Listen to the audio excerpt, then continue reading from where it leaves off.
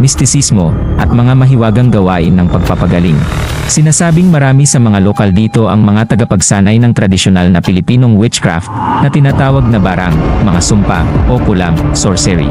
Ang isla ay tahanan ng mga manggagamot na kilala bilang mangluluoy na gumagamit ng mga halamang gamot, dasal, at ritual upang gamutin ang mga karamdaman.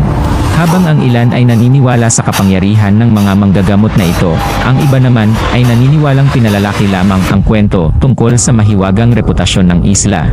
Isang sikat na alamat ang nagsasabi tungkol sa mga alitaptap na makikita lamang sa mga enchanted tree ng Siquijor. Ang mga alitaptap na ito ay sinasabing mga kaluluwa ng mga pumanaw.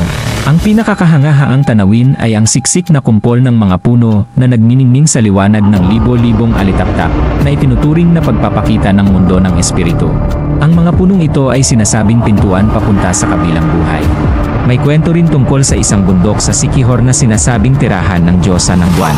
Ayon sa alamat, ang Diyosa ay naninirahan sa tuktok ng bundok kung saan binabantayan niya ang isla at ang mga tao nito. Sinasabi na ang mga umaakyat sa bundok sa tamang oras ay maaaring magkaroon ng pangitain ng Diyosa o makatanggap ng basbas.